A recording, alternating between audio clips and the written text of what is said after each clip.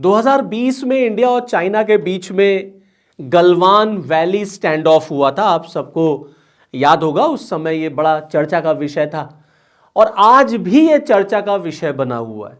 2020 से आज हम 2026 में आ चुके हैं, लेकिन आज भी गलवान वैली को लेकर के माहौल गर्म है।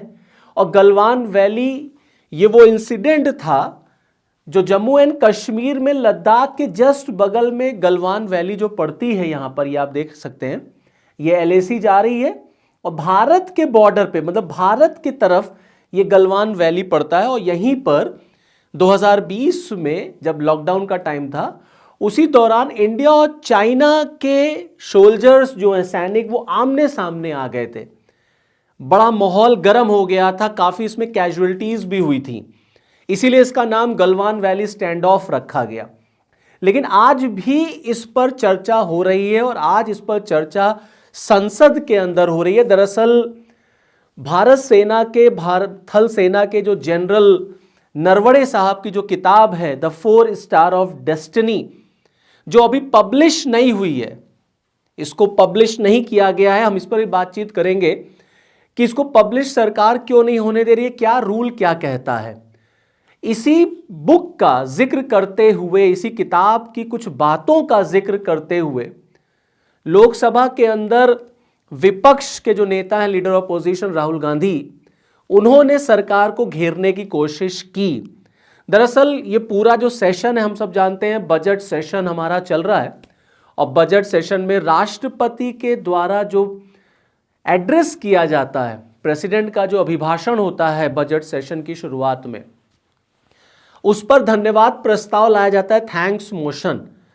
तो बात तो उस पर होनी थी, चर्चा धन्यवाद प्रस्ताव पर होनी थी, लेकिन धन्यवाद प्रस्ताव पर ना बोल करके राहुल गांधी इसी किताब का जिक्र करते हैं जो अभी पब्लिश नहीं हुई है। लेकिन इसके पब्लिकेशन से पहले इस किताब की कुछ बातों को एक मैगजीन ने प्रिंट कर दिया है। एक मैगजीन में वो चीजें प्रिंट हुई हैं, उसी मैगजीन का जिक्र करते हुए राहुल गांधी ने सरकार की तरफ हमला बोलना शुरू कर दिया कि सरकार जो है वो गलवान वैली के टाइम पर और उसके बाद जिस तरीके से चीन और चीन के टैंक्स जो हैं वो भारत के अंदर, भारत के बॉर्डर के अंदर आ गए थे और सरकार ने कुछ नहीं किया, सरकार ने सरेंडर कर दिया था।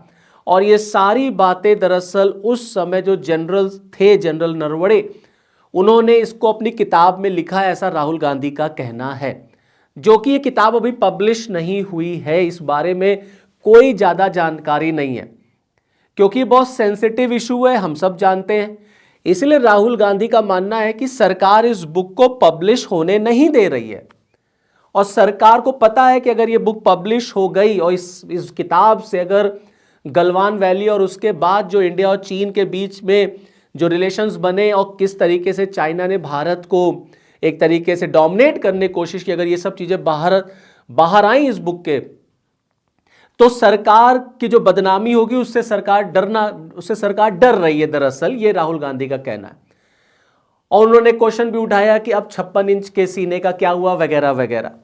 तो राहुल गांधी कुल मिलाकर के गवर्नमेंट को इसी किताब पर घेर रहे हैं और जिसकी वजह से हमने देखा कि जो सेशन था, जो उस दिन का कार्यकाल था, उसको स्पीकर को एडजर्न करना पड़ा क्योंकि जबरदस्त हंगामा उस दौरान हुआ। क्योंकि जब राहुल गांधी उठे तो इनको रोकने के लिए भारत के गृह मंत्री और भारत के रक्षा मंत्री राजनाथ सिंह साहब और अमित शाह साहब, दोनों लोग उठे कि आप किसी ऐसी बुक का जिक्र नहीं कर सकते जो बुक अभी पब्लिश नहीं हुई है। तो बुक ही जब पब्लिश नहीं हुई है तो आप उस बुक की लाइन को कैसे कोट कर सकते। तो ये संसद के अंदर का रूल 349 क्या है, जिसका वायलेशन माना गया कि राहुल गांधी ने किया। और स्पीकर ने कई बार राहुल गांधी को रोका, उन्हें कॉशन किया, लेकिन स्पीकर की बात को भी राहुल गांधी ने इग्नोर कर दिया और फाइनली फिर स्पीकर को उस दिन की जो कार्रवाई थी उसको स्थगित करना पड़ा, एडजर्न करना पड़ गया। तो दरअसल लोकसभा का रूल 349 जो है वो जो सांसद होते हैं उनके बिहेवियर और उनके डिसिप्लिन से रिलेटेड होता है।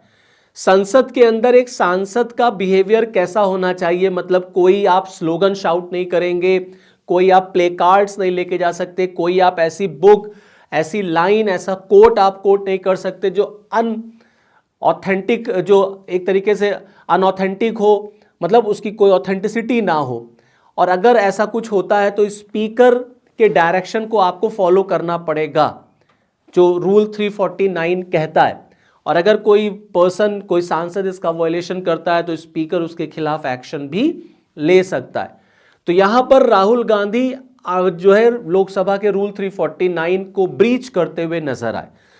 तो कुल मिलाकर के ये देखने को मिला कि जो बजट सत्र की शुरुआत हुई है, बजट पेश होने के बाद अब धन्यवाद प्रस्ताव पे चर्चा होनी है, बजट पे चर्चा होनी है, लेकिन ये दिख गया कि बजट सेशन बहुत हंगामेदार होने वाला है। विपक्ष भी कहीं से भी झुकने को तैयार नहीं है। विपक्ष बार बार कह रहा कि गवर्नमेंट जो है वो बुक को पब्लिश होने से रोक रही। दरअसल देखिए, सरकार का नियम कहता है कि अगर कोई सेना से रिलेटेड पर्सन है और उसके पास, मतलब उसने किसी ऐसे रिस्पॉन्सिबल पद पर काम कर रखा है और उसके पास अगर कोई सेंसिटिव बुक, कोई सेंसिटिव इंफॉर्मेशन है, तो अगर वो ऐसी बुक वगैरह प्रिंट करता है, पब्लिश करता है, तो उसको सरकार से परमिशन लेनी पड़ती है। बिना गवर्नमेंट की परमिशन के आप ऐसी बुक्स वगैरह पब्लिश नहीं करा सकते जो नेशनल सिक्योरिटी से रिलेटेड है। तो यहां पर एक ऑटोबायोग्राफी जो है वो लिखी गई जनरल साहब के द्वारा, फॉर्मर जनरल नरवणे साहब के द्वारा, लेकिन वो बुक अभी पब्लिश नहीं हुई है।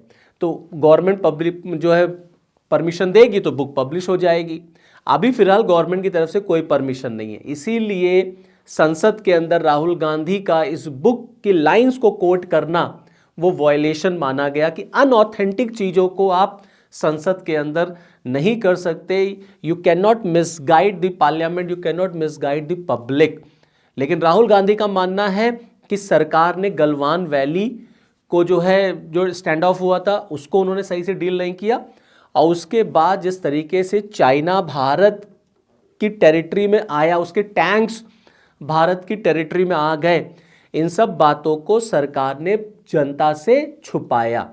और उस दौरान जो जनरल नरवणे साहब थे उनके बीच और डिफेंस मिनिस्टर के बीच जो कम्युनिकेशन हुआ, उन सब का जिक्र इस किताब में है, जिससे सरकार डरती है कि इसका जिन बाहर नहीं आना चाहिए।